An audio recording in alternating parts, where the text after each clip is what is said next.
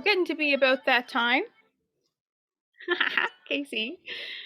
Um, so people can keep filing in, but I might get the ball rolling here. And start by saying Fescamagaif, Fal Shodif, and Urbea you're welcome into the house. Here we are, another chilly, stormy Friday night. And what better way to spend it than cozy at home and hopefully all safe and well and good where you are. Thank you for joining us. My name is Margie. I'm your Ben and Ty, your hostess for the evening. I'm one of the proud members of the Gaelic Narrative Project team, and I'm thrilled to be with you tonight. And we're in for another great evening. I dare say. I certainly hope. So thank you for saying yes to this once again. If you've been here before or if you're brand new, we'll walk you through what the plan is, and it'll be the plan is to go until about 8:30 p.m.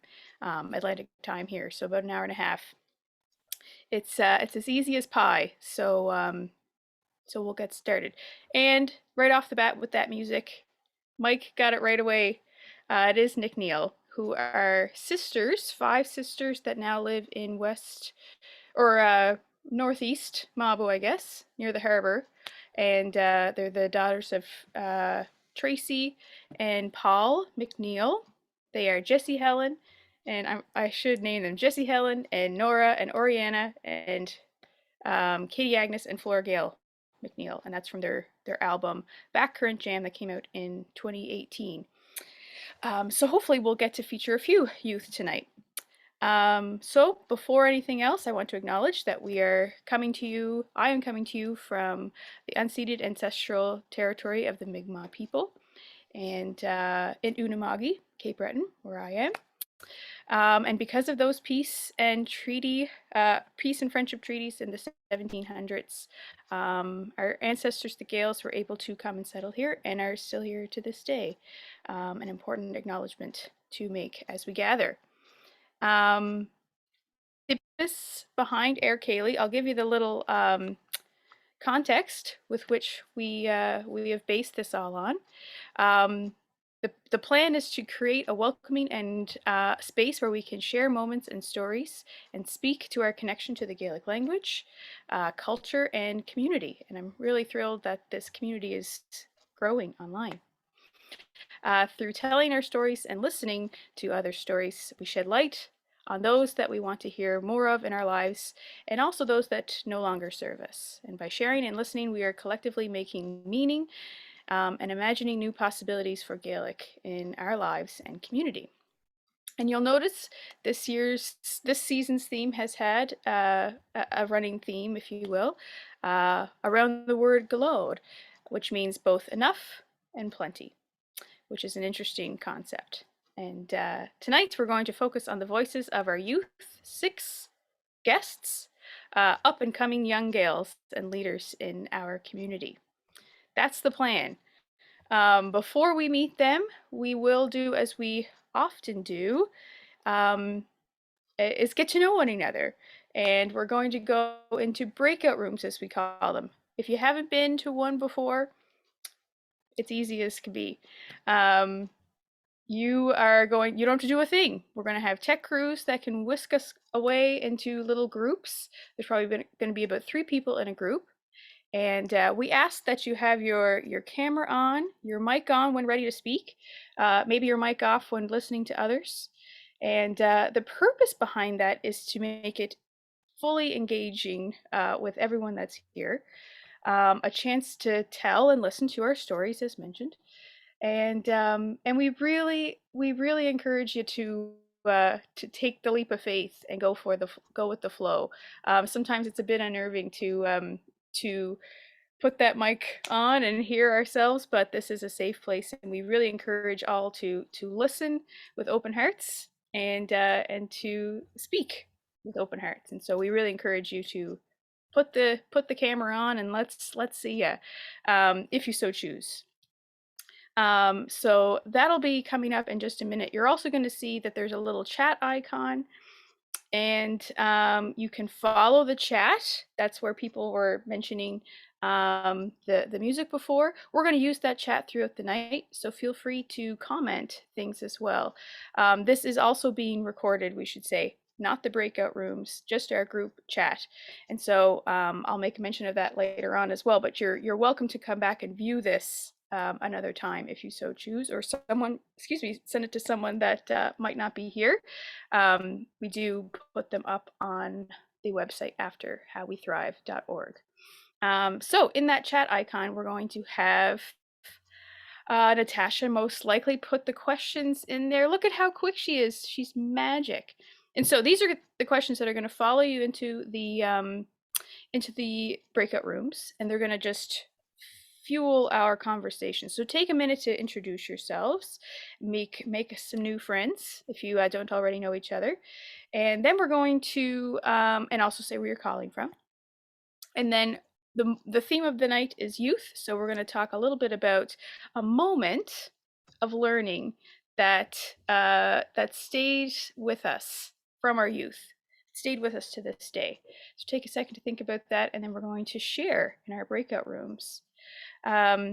We'll do that for about just 10 minutes. We'll have about 3 minutes a person if we're in a group of 3.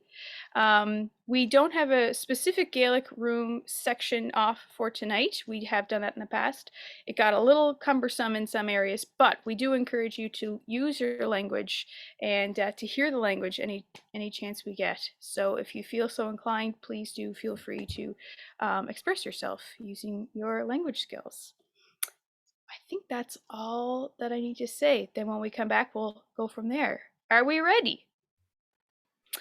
Before we bring up our guests, so our guests can get ready, but we're going to show a little quick portion of a video to get the tone set here for this evening. I'm shaking the camera here. And it's a quick bit of a film called Dachas.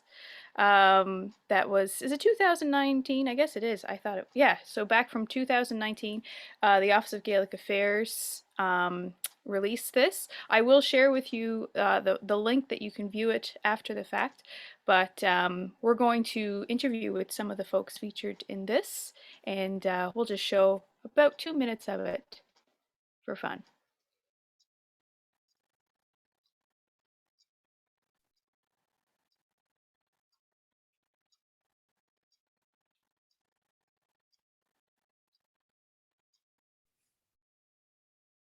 We can hear.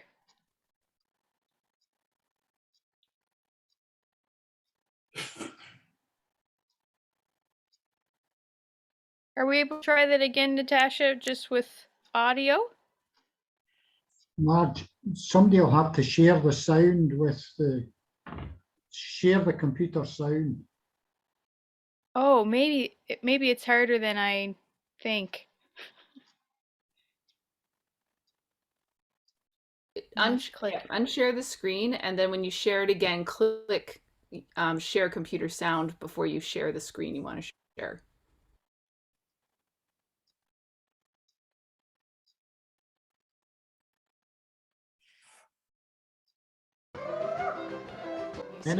Together and they're playing music and singing, you can just kind of like feel it, and I don't know, like they have like a lot of fun, people playing it, you can see them, and the music is just so like uplifting.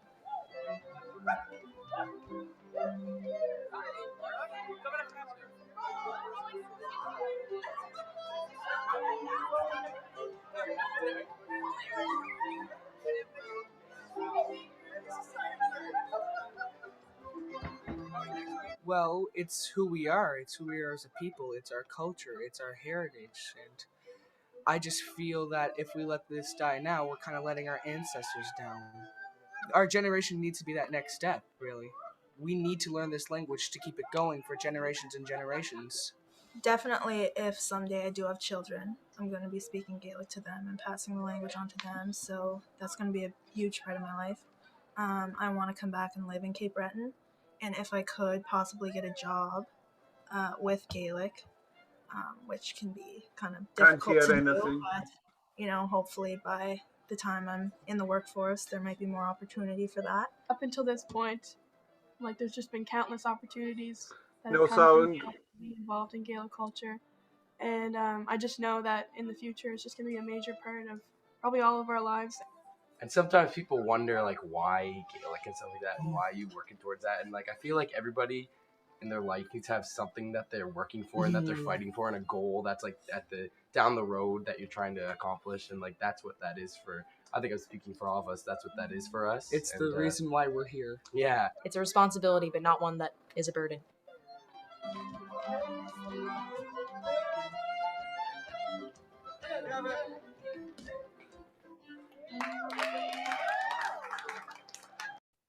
That's great. Thank you for making that happen, Natasha. And I'll be sure to copy that link into our maybe Facebook group, the Air Gaeli Facebook group, if you want to see the whole thing. But it is a really beautiful documentary on featuring the youth in this province.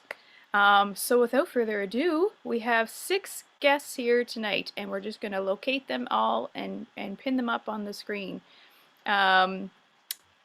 There's one, Abby Hanson, Abigail MacDonald, Alasdair Cameron. We're even in alphabetical order. That's great.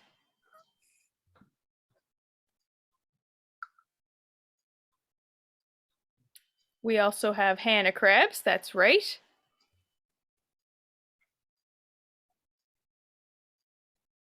And Mr. Philip Whyte. Here we go. And one Roddie MacInnis. There we are! Shinji Payne, I'm so happy to see you all. I'm so proud of this bunch, and so grateful that they all said yes to doing this. And so, I'm not going to introduce you. You're going to introduce yourselves. You can all unmute if you're up for that. Taking the leap. Feel free to introduce yourself in Gaelic and in English and maybe where you're from. And if you want to say a few words about some of the things that, some of the ways that you've learned about language and culture, just really quickly in your little intro, feel free. So I'm going to stick with the alphabetical order and maybe start with you, Abby Hanson. Sure. Ismisha Abby Hanson, I guess down at Dartmouth, Alapanua Ahami. My name is Abby Hanson and I'm from Dartmouth, Nova Scotia, just outside of Halifax. I probably got my first major introduction to Gaelic language and culture through the Gaelic College Gashki Galga program, which I was in for three years non-consecutively, and then continued courses with the college and then in Dartmouth and Halifax as well, through different organizations and different mentors. Excellent. Happy to have you. Abigail MacDonald.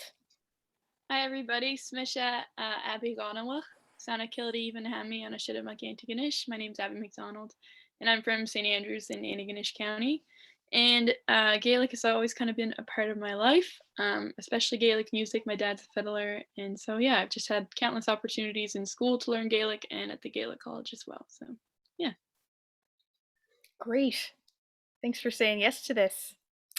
Alasdair Cameron, how about you? Smisha Alasdair Cameron, Gasana Mapu Ahami on a Keep Breton and Alpanog. My name is Alasdair Cameron and I'm from Mapu, Keep Breton, Nova Scotia. And I've been speaking Gaelic with my dad, who is on this call right now, Bernard Cameron.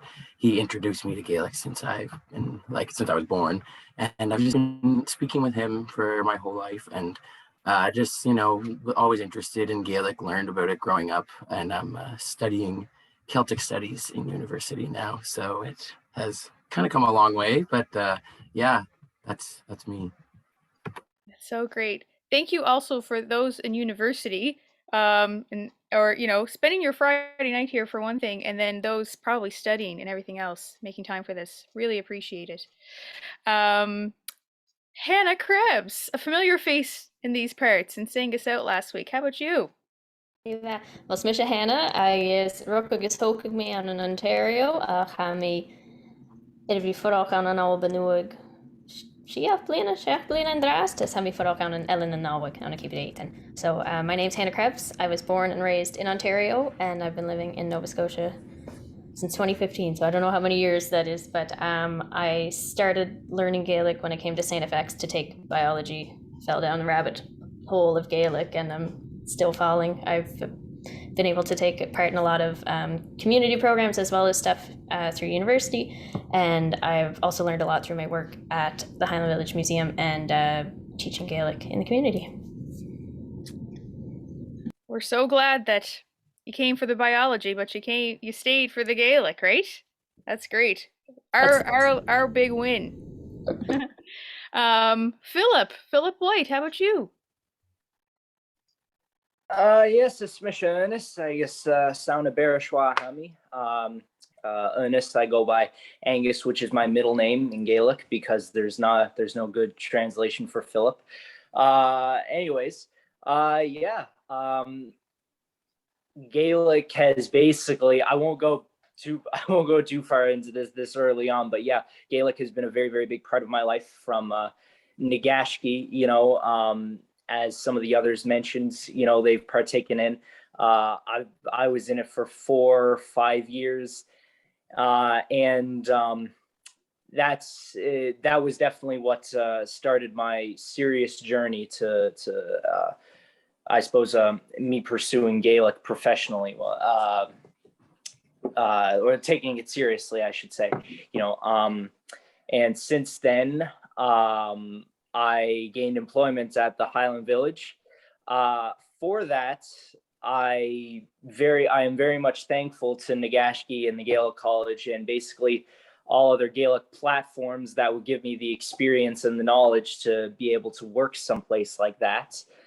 I can't wait to keep going. Shinakatha. That's great, Philip. Thanks for doing this as well. And Mr. MacInnis, Roddie, how about you? Well, hello. It's Mr. Roddie MacInnis. It's Sana Brian Heineken Hami. My name is Roddie MacInnis, and I live in Glendale, Nova Scotia. And I guess Gaelic for me started around the age of 5, taking classes from Jeff MacDonald in his living room, and all of us kind of just huddled around him, trying to pick up whatever we could from him.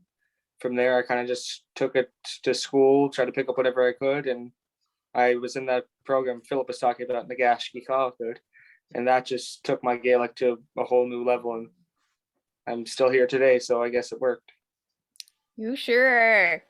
It's been such a pleasure getting to know you all over the years. I work at College Gaelic, and I'm so honored to call you friends as well. They're such beautiful, keen people coming up the ranks. So let's get into the questions. We'll follow that same kind of line of order, I guess.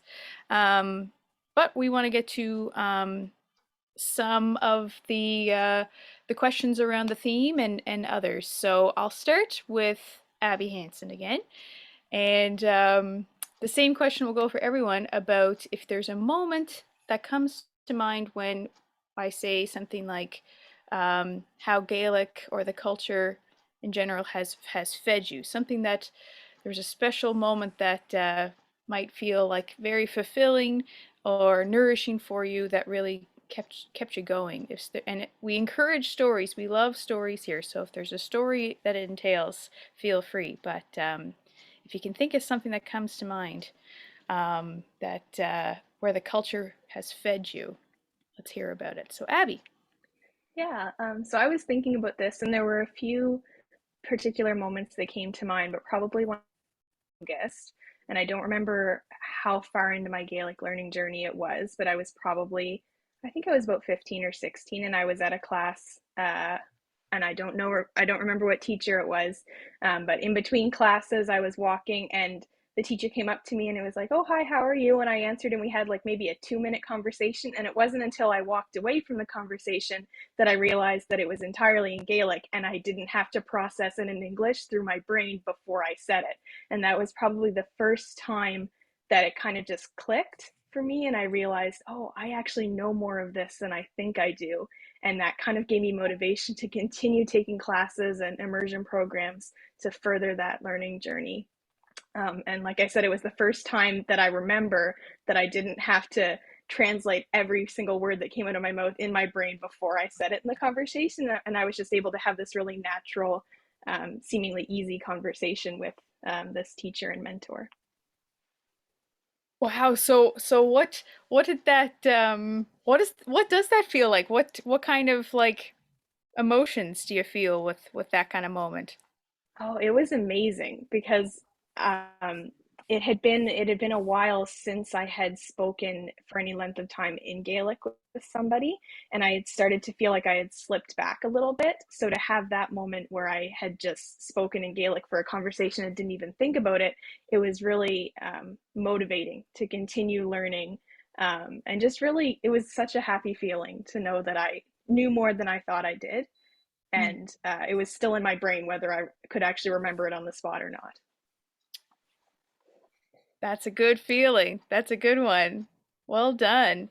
What about you, Abigail? Is there a moment in particular, a story that you want to tell that it just kind of hit a little different for you?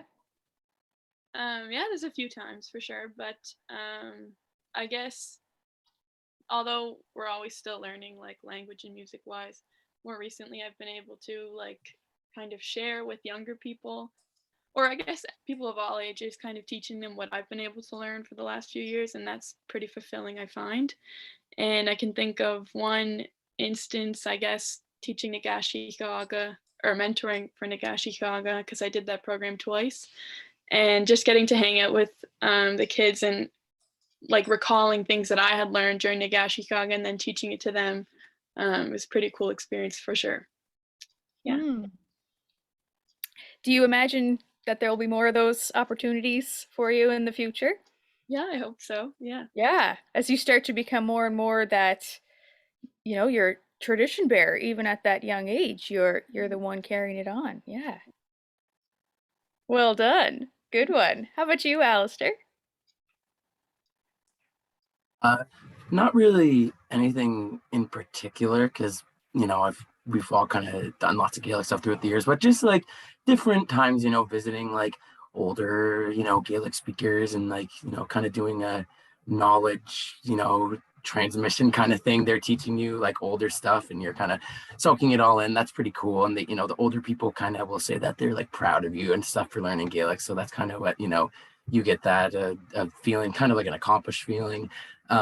Lots of like littler stuff, like I speak Gaelic with my dad every day, like I was saying, and like people will see if he texted me, like he'll text me in Gaelic, and like people will be like, oh my god, like your dad texts you in Gaelic, and I'll just be like, yeah, that's just kind of, we just kind of do that. But like some kind of like smaller stuff like that too, I guess. And I, up here in Antigonish, where I'm going to school, I live with a couple guys that I didn't know them before coming here, and one of them is like always asking me like to teach him Gaelic words and stuff. He's like super interested in it. He'll ask me to teach him how to like step dance and stuff, and ask me to teach him like different like Gaelic words, and just kind of cool to see people being interested in it. I guess that's a pretty good feeling of fulfillment, seeing that somebody's interested in it. And yeah. Wow. How does that feel to have like one of your peers show that kind of interest in you in the culture? Like I can only imagine what does that feel like? And then to be able to give to him like that. I guess it just feels like we're doing a good job of keeping it going, and still people are getting interested all the time, which is pretty cool. So yeah. Yeah. And you know what? That's true. That it's interesting. It's a nice reminder that this is a fascinating, even though I guess we get used to it, but it is so interesting. My Celtic studies classes, there's people from like all over Canada, sometimes all over the world even, and it's just kind of cool to see everybody, coming together for that topic of specifically Celtic studies. Right. Yeah. Excellent. Good one. How about you, Hannah Krebs? Well, yeah, again, there's so many individual moments you could pick, but I guess kind of maybe a theme that feeds me anyways is connection, like with people and that visiting theme. So I've got to know so many people through Gaelic culture, and I really feel part of the community here because of that. And so like, when you're walking into a dance, you might be showing up by yourself, but you're going to walk in that door and it's like, who's going to be there and who am I going to meet? And you just, you're going to run into people, and same thing, getting to know people in the community, and having, the confidence to go visit an elder Gaelic speaker and have them understand you and understand them. The first few times you do that, it's pretty amazing, and it just keeps getting better the more you do it. And same thing with folks in the community that might not be Gaelic speakers. I learned so much from going to visit them too. So making those connections has been really special for me. I bet. Did it take long to gain that confidence? Like, you only came here in 2015-ish, you said there. And that's not that long ago. But did it, or maybe that felt very innate to have a sense of, that freedom to go visit or to go to the dance. But did it take you anything to get over any hurdles like that? It definitely takes time, but I mean, I guess as soon as I started going to dances, I just wanted to go to more all the time. So it didn't take long to get to know people there, but sometimes it can be intimidating to go visit people in their homes more. And I'm really thankful for everybody, that took the time to take me with them on visits or introduce me to people, or I think Flory McIsaac is on the call tonight, just inviting me to the house all the time. Come to the house, and gets a little less intimidating once you do it a few times. But people have been overwhelmingly welcoming. But it can take time to just get to know who's there, and they know you're not a stranger either. Shinu, that's good. How about you, Philip? Is there a moment that you can think of that just really you felt very well nourished? Geez, well, take your pick. I mean, there's just when it comes to Gaelic, there's just so many happy. There's been so many happy moments that have been based around Gaelic, or where I felt part of a community, I suppose. But as far as importance go, like the lessons and the what I'm learning and the conversations, like the raw Gaelic, that's what's most important to me, in terms of importance, because that's what I retain, and that's ultimately where I'm going to get the progress from. But as far as like moments go, just like the little like tidbits in my mind that I hold on to and are just so dear to me, I would say it's whenever Gaelic is incorporated with fun. Like a huge one is definitely square dances. As you all would have guessed, it's just there was a point, believe it or not, where I didn't like going to square dances, where I thought they were for I don't know, I just felt very out of place. But I've come to realize that just the idea of dancing and having fun and laughing it's something that you grow into. It's so good, I don't have the words. Anyways, so yeah, like square dances, whether I'm at Nagashki or if I'm just at a square dance at a fire hall or something like that, dancing with friends is great. Dancing with strangers is great. That's definitely a treat. But like Hannah mentioned, you get to meet new people. And for me, if I were to pick out a moment, it was one night at Nagashki. I can't remember the specific nights, but I can remember the specific moments or minutes when I was just dancing around, spinning around, just not a care in the world. And I just felt very, I felt grounded, but I was just like, I could jump up to the clouds at the same time. I say grounded because like I felt very united. I felt very welcome, and just felt like I belonged in general. Oh, that's beautiful, Philip. I agree with you. There's something about the dances that it makes you just, your thinking on whatever worries you had really tends to stop in those moments. And Roddie, we have to hear from you. What about you, Roddie? Any moments that come to mind? Oh, well, as Philip said, just pick your poison. Like, there's just so many different moments that have been throughout my Gaelic, I guess, as Philip said, career. But I guess I don't know whether it was first year or third year Nagashki, but I know it wasn't second year because I know Abby was there, so I know it was one of the two. But we decided to sing the Blue Mountains Lullaby for like our final little concert for Nagashki. And it just felt so harmonious, and as like it felt like we were our own little community, and it felt like we were strengthening the Gaelic language, the little group of, I don't know, maybe 15 to 20 of us, and it just felt beautiful. Oh, I think I Like how, remember that. you remember that? I think I do because Abby sang harmony too. Like there was Yeah. harmony on it. Is that my thinking of the right one? Yeah, you're thinking of the right one. And singing together, isn't that right? You're right. You made your own community. That's beautiful. Beautiful. Yes. I love these I find memories. it's nice how song can, bring it together just like dance can or music can. Yeah. Yeah, you're right. What a gift. I see it. I hear a theme too. People are coming up in all of these answers. I'm going to move right along into our second question because we're very curious about it. About glód, meaning enough and plenty. But there are times, and that's part of the community's work, is that when there are times of not enough. So, my specific question, where are there areas in our Gaelic community that are currently, you think, are lacking? Areas that are difficult or not enough and plentiful. So we're going to go the opposite a little bit of glód. A little tougher. What about if we start with Abby again? What do you think? What comes to mind? Kind of speaking from personal experience, I would say just where classes are available. So I love being able to travel to Cape Breton and take classes there or take classes online. But in Dartmouth and in Halifax, there's not a huge amount of classes for youth in particular.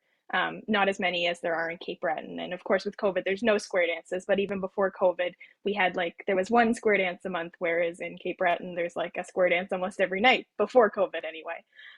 So if I had to pick any one thing, I would just say more classes being available for youth. And there are some being started, but to be able to say, I want to do a Gaelic immersion course, but I don't want to have to travel more than half an hour away from home on any given night, and just be able to have that course available for me to take and not have it be with people that are much older or much younger than me, just having like teenage youth classes available to take. Good one. And I think attainable. I think that's in there. We can make that happen, right? This group. What about you, Abigail? Areas that are just not enough. Anything, and be as honest as you want. Right. Mine is also kind of just personal to me, but I'm sure a lot of students my age would feel the same. Is that I've always wanted to see within Nova Scotia, there's opportunities elsewhere, but within Nova Scotia, like probably a year-long immersion Gaelic program that could be accredited towards a degree or something like that. I think that would be phenomenal for building the language skills here. And certainly for me, I think that would probably catapult my language skills to fluency. And I'd just be able to contribute a lot more to the community if I had an opportunity to be immersed in Gaelic for that length of time. So that's kind of a dream of mine. Right. Okay, we're going to make a list. Kind of a big ask, but yeah. No, I think that's good. Yeah. A more intensive. Mm-hmm. Yeah, you want a big bite of it, so that's good. The desire is there. How about you, Alasdair? Where do you think there's a real lack in our community?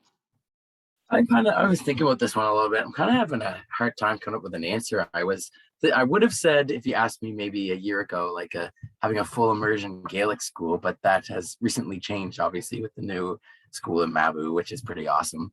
But I don't really know. I might piggyback off of Abby's answer a little bit. Maybe just say like more availability outside of maybe like spots in Cape Breton, like Mabu and the Gaelic College, more opportunities for classes, outside. Because maybe I kind of take that for granted a little bit being from Mabu, but someone like Abby, like you said, from Dartmouth, that it's 3 hours away, 3.5 hours. It's not always as easy to get to some of those spots. So maybe just like you said, like some kind of youth classes around different areas of Halifax and other areas in Nova Scotia too. But yeah, that would be probably pretty cool to see at some point. Right. Good one. Okay. Good. So we're getting some definitive lacking going on in our resource. What about you, Hannah Krebs? What do you think? I've got a few thoughts anyways. I echo what the others have said so far. And I agree there's a huge lack of any kind of programming, especially for learners at a more fluent level. We have like some mentorship programs available, but in terms of things more organized and less self-directed, there's really not much available at all. And also for people who are teaching or people who want to be teachers, there's not a lot of training available and professional development, either for teachers in schools that want to improve their Gaelic or teachers in the community that want to keep improving their skills, and maybe training directed at teaching children versus youth versus adults. Like I've only really received training to teach adults, and I would love to expand my skills more specifically for other groups. So much of what we do relies on like community volunteers, and a lot of them work really hard and don't get anything in return, or they're doing it out of the goodness of their hearts. And so a little more support on the organizing end, whether that's in terms of like easier funding to access, making it just easier if there's a community that wants to start Gaelic classes, they know how to access teachers and how to access funding, making that kind of thing more available. And whether it's for Gaelic classes or, things like starting Fashion around all kinds of cultural learning, and maybe bringing things together a bit more, maybe people don't necessarily want to learn Gaelic, but we could come together around different parts of the culture, and maybe do that in more formal ways, and people might not feel as excluded sometimes if they don't have the language. Yeah, that's a lot of things. And just people. We always need more people. We really do. I might come back to that topic, because that's a really good one. But yes, people are agreeing with you in our chat. Philip, what do you think? What's lacking? Geez, like Alasdair mentioned, I had to think on this myself, because for me, it's just hard to think negatively of Gaelic in general, but I suppose if I were to pick out a few things,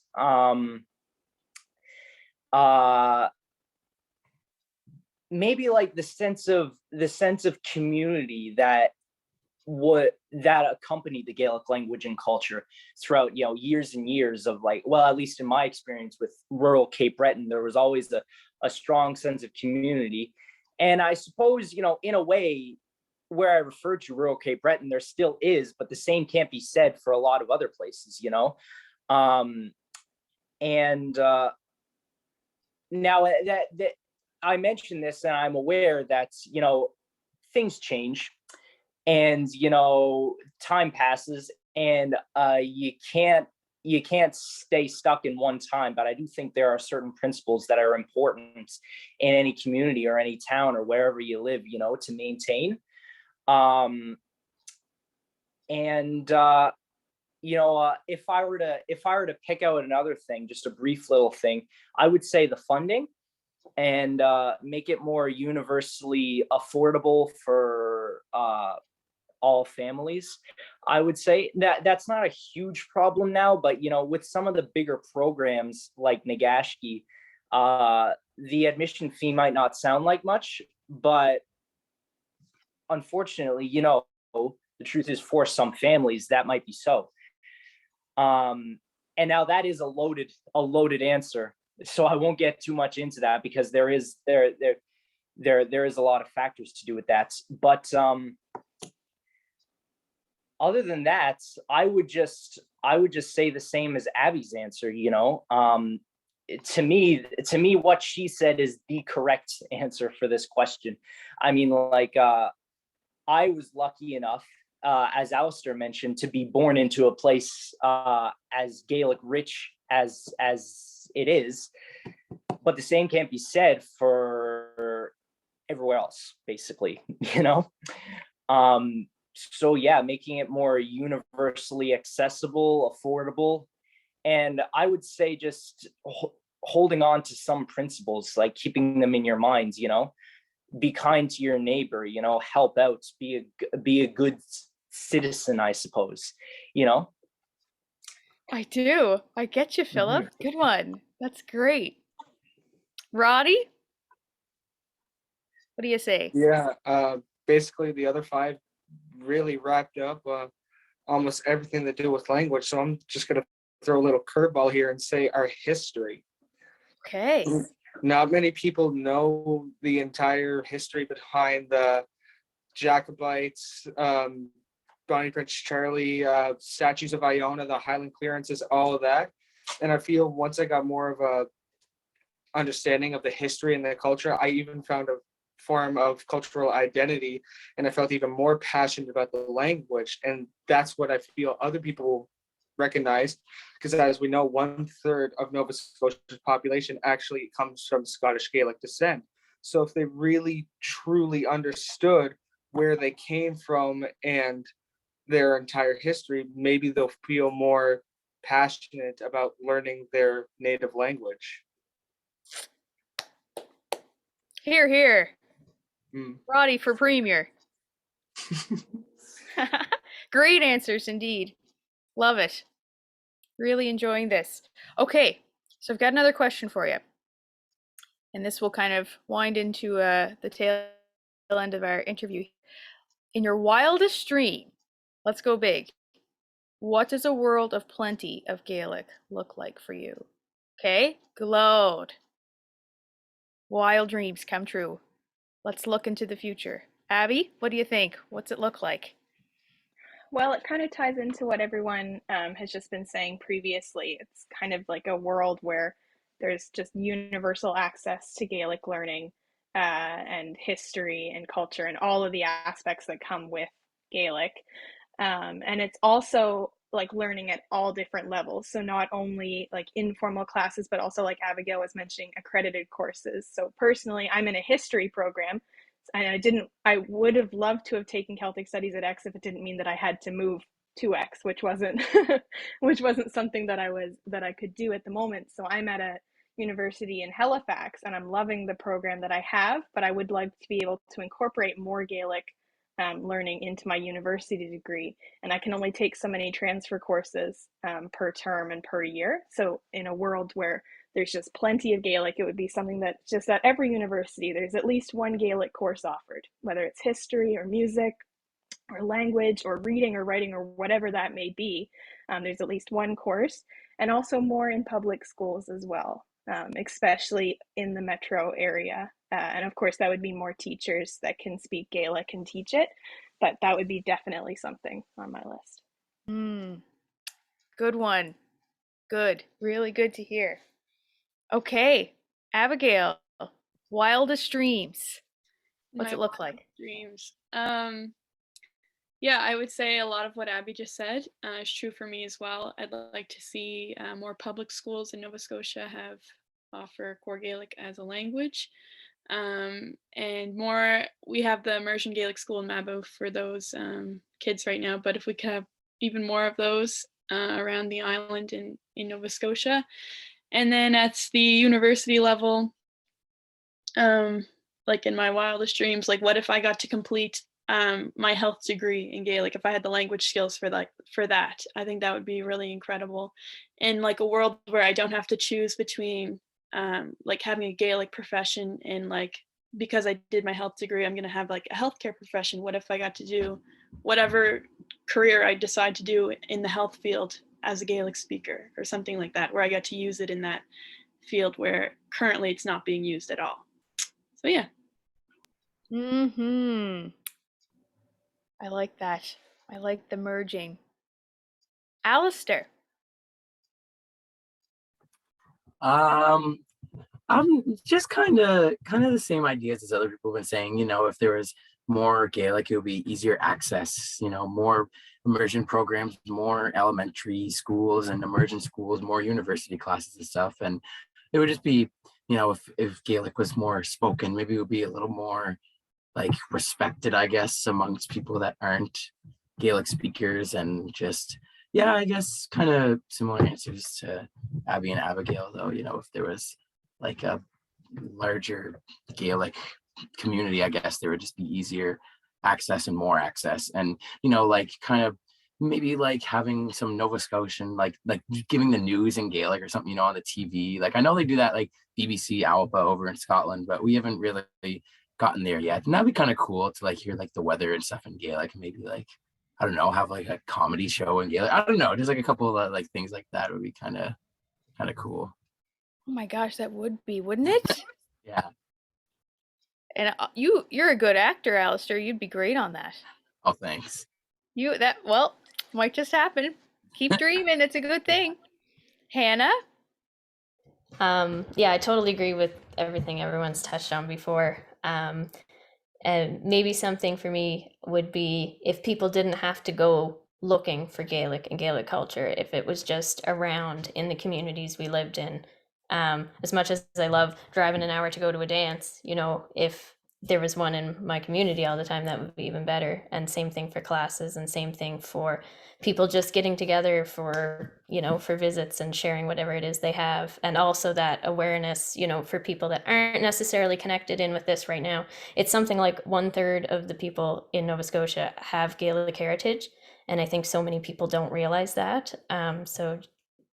If there's a way we can build on that and bring people in and be proud of what we have here, because it's amazing, and also ensuring that what we have here, we love it so much and we want to keep it going for those that come after us. So whatever it is we can do to keep that alive in our communities, and just opportunities for people, especially in rural areas. I think it might be more difficult if people want to stay or come back to their communities, that they have the opportunity to do so.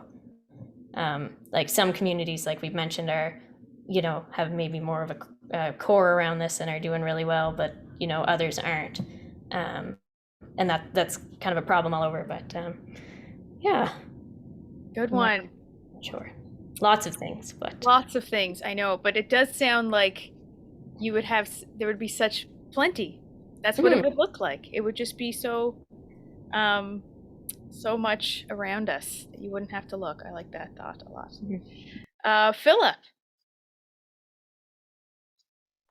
Well, I would love to see a world where Gaelic is modern. Like Roddie mentioned, it's important for people to embrace their past and their ancestors and their history. That's very, very important. But I would love to see a world where Gaelic isn't necessarily viewed as a thing of the past, where it's incorporated into a society that makes it so it's not just as if you're learning something. I would love to see it as it's very much part of the community. It's part of your life. Like I mentioned it before, a lot of Gaelic learners or even fluent Gaelic speakers out there. It's very much a second life to them. You have your regular life, your job, your school, and everything like that, and then you have Gaelic, but that's sort of like a separate thing. I would just love to see I would love to see a world where people are comfortable embracing Gaelic, and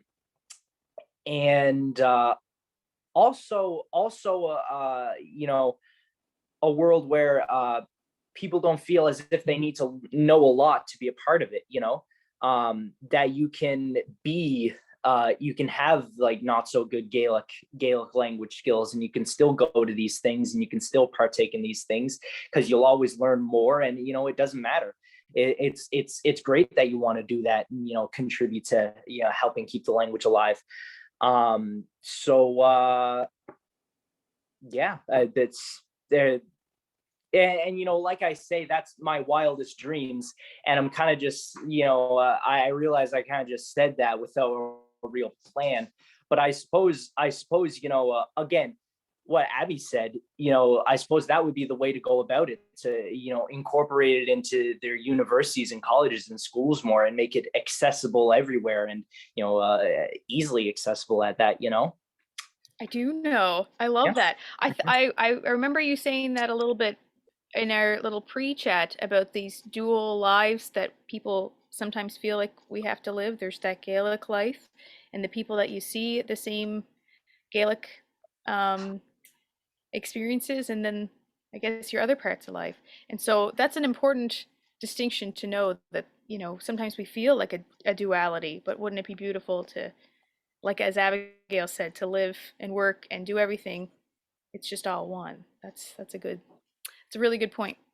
Roddie, how about you? What's your wildest dream? Well, as Philip said, to make it more modern, I want to take that and kind of break that down and make it a step further. I would like to see a lot more Gaelic representation in media, like social media, everyday media, all that kind of stuff, because as we know, we don't typically listen to too much radio or watch too much news anymore. We just typically we scroll on our phones. So but the only Gaelic representation I ever see on my phone is not really Gaelic. It's just Scottish. And it's I don't ever see our language. I don't ever see our actual culture. And I would like to see a lot more of that represented in the media. Put us in more of our actual cultural perspective versus what everybody else thinks we are, if that makes any sense. Interesting. That's so interesting, because we can't deny that media has such an impact on us, Mhm. right? Yeah, and Well, that's it's where mostly what we consume these days. it is, isn't it? That's a Mhm. good point. So lots of fuel and food for thought with these young people. Thank you so much for all of these incredible ideas and thoughts and viewpoints. I wish we could talk more. We are going to wrap up this interview portion, but I can't thank these 6 enough. I tell you, I'm so just honored to be in your presence, and continued love to you all and what you're doing, and we're excited that you're part of this community for sure. And they all said yes right away, I should say. They're also so kind to give up their time and knowledge. So we'll thank our guests. We will from here go into another breakout room. So more chats coming up. We'll have we'll go till about 8:20 is what I'm guessing. So just a little less than 15 minutes, but thereabouts. And I know Natasha's going to write in our questions, what struck you or moved you or surprised you in what you just heard. So we're going to reflect on our interview we just had. And perhaps what moment did it take you to in your own life? And we invite you to share that moment. So without further ado, thank you once again, and we'll go into breakout room number 2. We're coming back. Hello again. Thanks for sticking around. This is the usual part of the evening where we open up the chat box. So do you see the chat icon? If you're on a computer, it's probably a little more obvious. But there's been a good amount of chat going on. So that's great. Keep using the chat. We like to save what's in the chat for later. So we have it. We'll make sure to save it. So if you're up for just the whole group of us know a little bit here, we want to hear what themes did you hear in today's conversations? What did you learn from the guests? What are you inspired to do, maybe? Feel free to type that in. And when you're ready, share it in the chat box, and we'll read some aloud as they come in. And we'll put a little bit of mood music on as well. Margie, can you take the admin out of my name? It's got admin, Eric. Can you're capable of removing admin. I bet someone can. You're doing great. Don't worry about that. I don't like it. I didn't meet you that. Oh, that's all right.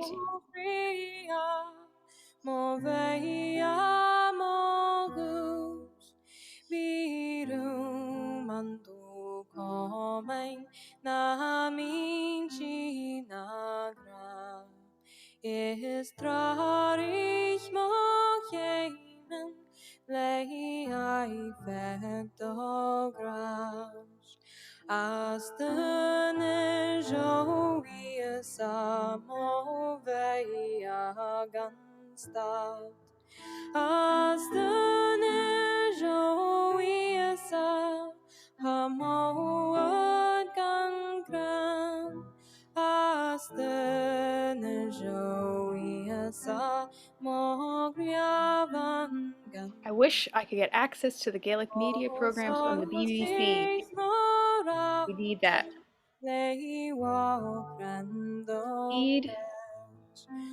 for more programming outside Cape Breton. I heard that too, loud and clear, eh? A wonderful natural respect between generations. Lovely. I'm really impressed with the commitment and the joy that the young speakers demonstrated. So worry we ran out of time, Philip. Keep the Gaelic movement going. That's right. Lots of support coming for you all. Can we get a BBC Alba license for Gaelic learners abroad? Agreed. There's so much programming going on there. It'd be great to have access.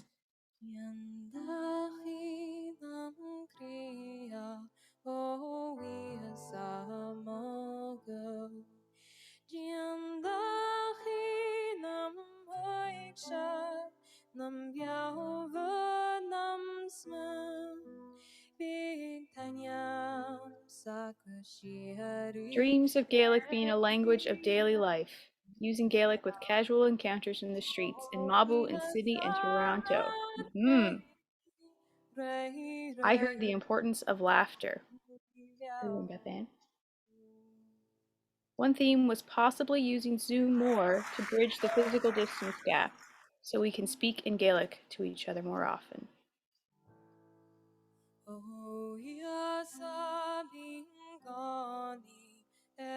Building up Gaelic communities from small numbers of people.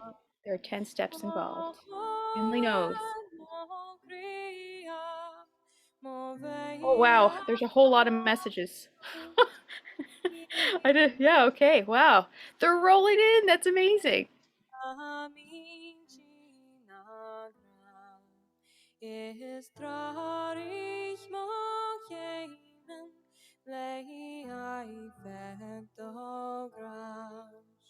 I hear that these youth are looking for more programming. I wonder how we might real and substantial support to youth in order to provide them themselves rather than waiting for others to do it for them. What can we do? Don't panic, Mary Jane. I am. Hannah Krebs, a thought on the intergenerational stuff. It is absolutely vital to our language and culture, and I'm so thankful for all the connections I have with folks older than myself. I'm also often one of the only ones my age at community events, etc., and that can be frustrating and disheartening at times. That it can. Keep the comments coming. We will be saving the chat. And for those asking, this is one Sarah MacInnis singing with her mom, Mary Elizabeth MacInnis, one of our beautiful young voices. And I'm also going to share in the chat really quick. There was a request for that Dalchas documentary. So there's the link to it. It's on YouTube. You can watch it right after this. Or you can look up Dalchas. It's pretty easy to find. We will roll right along with plans here, but as mentioned, keep those conversations rolling in chat. And we're going to bring up Bernadette Campbell, another one of our team members. There she is. And she's going to explain a bit about our next session coming up next Friday. Hey, Margie, what a great evening with the youth and with everyone here tonight. It's such a nice, diverse group. So it's a pleasure to be here, and it's a pleasure to listen and to participate. So I feel inspired.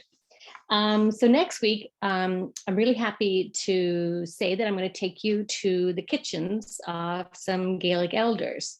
And the way in which I'm going to do that is via my guests. So my two guests next week are Carmen MacArthur from Kiltarlity near Scottsville in Cape Breton, and also Lily Watson, who is from Queensville and hails from Little Judic as well here in Cape Breton.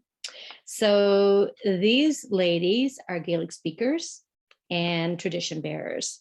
They dance, they sing, they speak Gaelic, they are learning Gaelic, they're actively in their learning process, and they both play the fiddle, I'm pretty darn sure. So they will be the guests tomorrow or next week. And so their stories will take us to the homes of the elders. And so we'll learn a little bit more as well from their sharing, what sustains them as they operate and spend time in a Gaelic community, and what's it like for them to become the next tradition bearers in our community. So I'm asking everyone to please drop in. The tea will be on, and Fatcha Goy Hula. So can't wait for next week. Oh, I can't wait either. I know that's going to be a great one. So we'll be here next Friday. Thanks, Bernadette. Hami tulik a consider conyo kogele. Temi me Oh, Eikavella.